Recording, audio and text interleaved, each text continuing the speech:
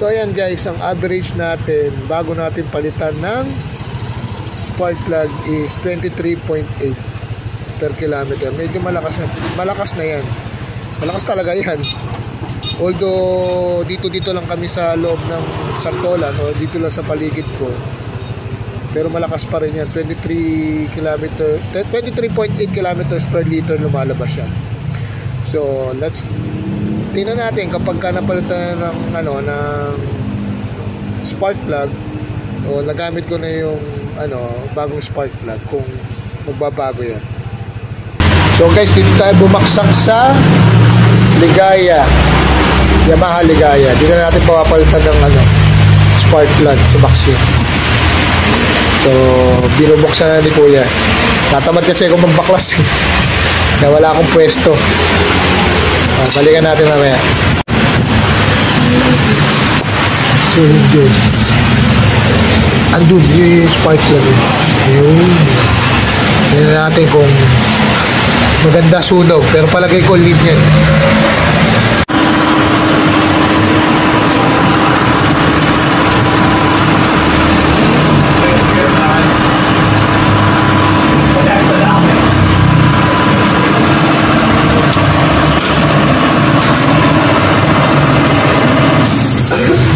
So, look, Lin. Hindi na siya.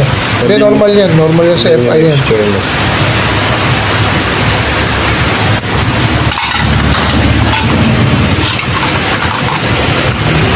So, yan guys. Lin siya. Lin.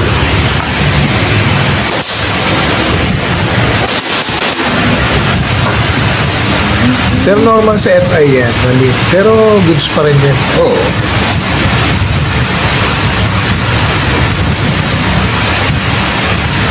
Yung buti meron yung brown pa rin yun.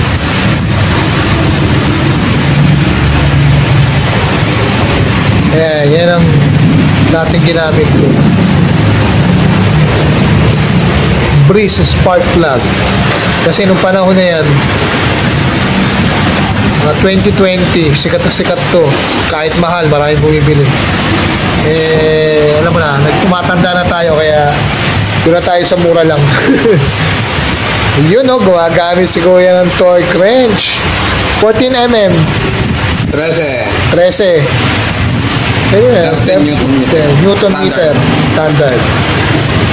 Yan, maganda rito, kaya dito na kayo magpapagawa sa Yamaha Ligaya. So paano, mamaya na ulit yung loob. Ayan, Sariwa. sa Wasari, sariwa pa daw sabi ni Kuya. So iwas gastos. So ayan guys, start natin. Papakita ko kasi kaya ako nagpalit ng spark plug. Kasi nga kapag ka binira mo siya, yung biglaang bira nung silinyador, para siyang pumupugak. Ngayon sabi ko baka spark plug, kasi 5 years na nga rin yung spark plug ko. So ayan, pakinggan nyo. Bibiglayin natin yung pihit na wala naman yung puga. Responsive na siya ngayon. Ayan, pakinggan nyo. Pasensya na, medyo madumi. Hindi na siya parang nabibitin. Hindi na siya parang may hangin. Hindi na siya parang palyado pala. Yun. Dahil nga 5 years na yung spark plug natin, kaya pinalta na natin. Grabe, pati yung mga bolt naka-torque wrench. Yan ang gusto ko. Diba? Saktong-sakto yung higpit. Hindi mahigpit, hindi maluwag. Sakto lang. So yun guys, tapos na kaagad, diba? Sagot lang dito. Saka nagdidilim na naman. So ganun lang kasimple yung vlog natin ngayon. So yun na nga guys, nakauwi na tayo. Ito na ngayon ang average niya per kilometer. Per liter per kilometer, 32.9. Kung nasa naaalala ko kanina, yung pinakita kong average niya, city driving na nasa 25 lang ata, 24.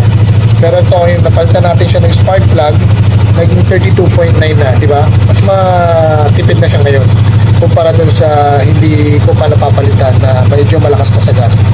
So paano? Hanggang sa muli, paalam, babush!